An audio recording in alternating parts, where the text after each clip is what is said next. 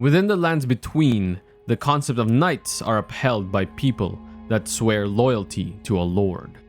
Many of these knights have followed their lord to the ends of the world, such as the Redmane soldiers of Radahn, and there are those that have abandoned their oaths as their lord fell from grace, such as the Knights of Gelmir. Then there are those who would stem the golden tide of the Golden Order, the knights that despite numbering only a few, could match even the greatest champions of the Golden Order. They were the Carian Knights.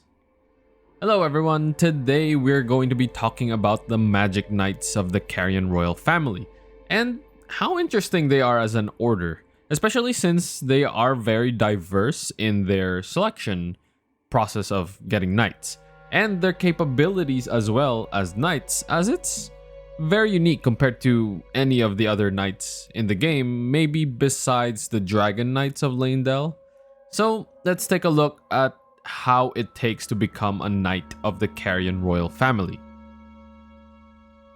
The first thing required to become a knight of the Carian Royals is mastery over sorcery, specifically Carian sorcery.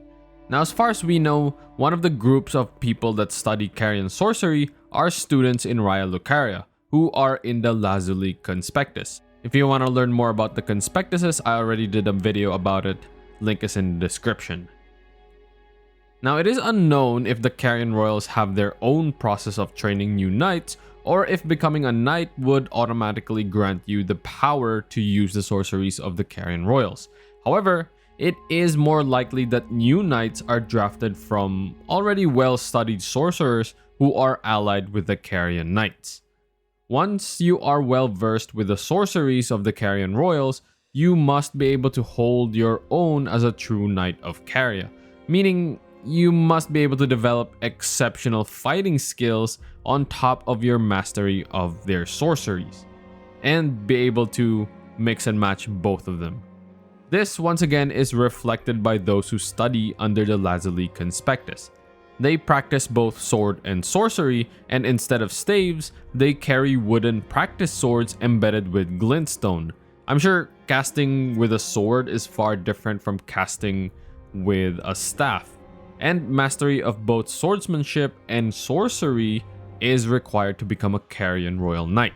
However, this does not mean that they cannot use staves. Carian Knights carry both a shield and a stave and switch between the two when they are fighting.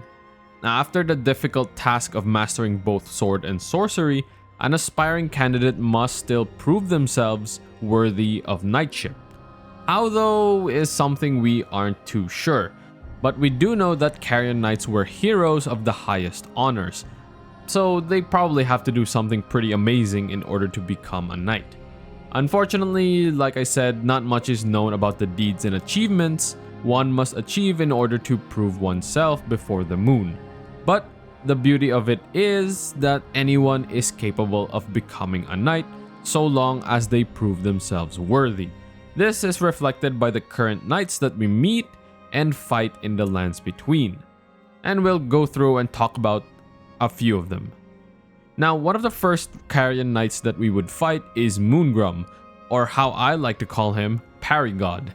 He guards the entrance to Rennala's chambers, and unlike the other knights we'll see later on, Moongrum seems to be a human who is quite capable, being very adept in parrying attacks and is capable of using most Carian sorceries. He carries both a shield and a staff, though he would be the only Carian Knight guarding Rennala, as the Order of the Knights have long gone into disarray due to the decline of the royal family. The other knights we find later on are still bound by their oath, but instead of protecting Rennala, they have opted to protect Lunar Princess Ranni instead, and they are awaiting her inevitable return to lead the household of Caria. Now, here is where things would get a little unique and pretty interesting. The next knight we fight is within the Carian Manor, and it is a Troll Knight. These trolls have sworn an oath to be of service to the Carian royal family, and as they were called to duty, they have upheld this oath.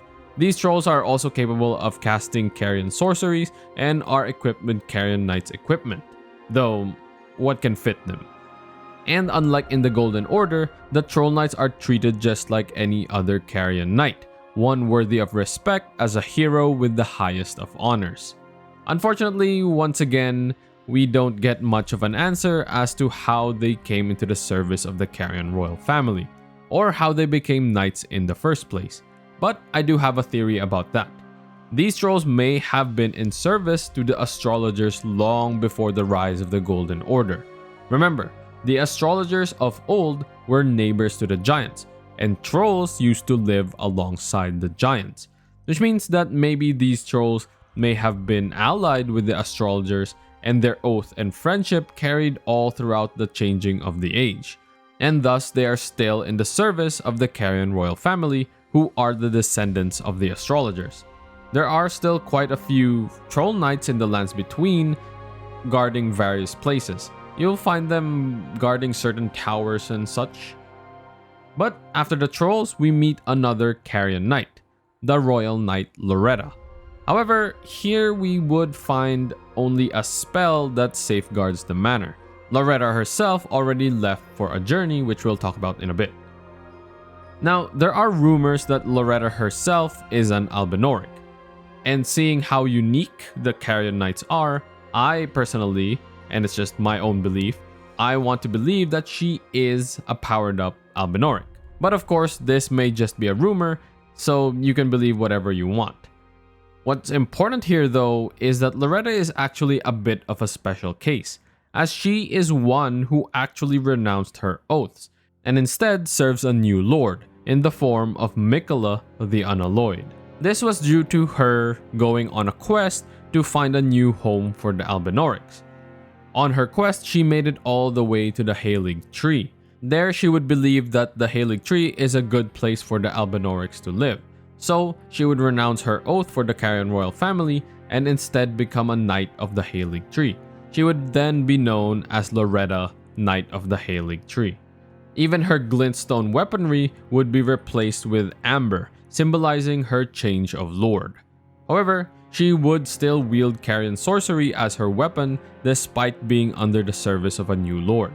Now, her spirit in the Carian manor might be a spell, as after slaying the spirit, the defensive spell that protects the Carian manor would cease to function. Lastly, we have one more interesting Carian knight, and that is the glintstone dragon, Adula. Yep, that dragon that protects Ranni is also a Carian knight. She was a dragon that fed on sorcerers until the day she fought Ranni, and she was bested by Ranni.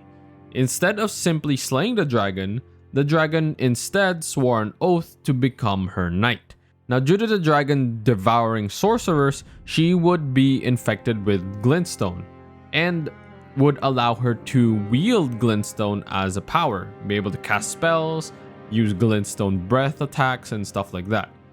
And perhaps through the tutelage of the Carian Royals, or maybe even Ranni, the dragon herself would develop her own sorcery in the form of Adula's Moonblade, which in my opinion is a little bit closer to Ranni's type of spells than actual full moon magic, so I think the dragon learned more of her spellcasting from Ranni herself.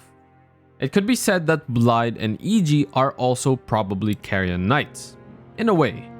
Iji is a war master and smith for the Carian family, which may make him a rank higher than the knights themselves. So it's not far off to think that he himself may also be a knight. Iji may also be part of the troll knights that may have sworn their oath to the full moon. So it's not that far off to think that Iji may also be a Carian knight. Blaidd though may be a bit different. Now, Blaidd was given by the two fingers to Ranni, and I think they are very much aware of the curse that Blaidd has. So Blaidd himself may not be a knight, but maybe just an honorary one, since, he is still Ranni's loyal shadow, but he doesn't specifically serve the full moon, he only serves Ranni, and by the curse, the two fingers. But I would still say that Blaidd is probably an honorary knight of the Carian royal family. The Carian Knights are indeed a very colorful cast of knighthood and a very unique and interesting faction within the lands between. I wonder how they would have operated in their prime when the Carian royals were still in power. But that is it.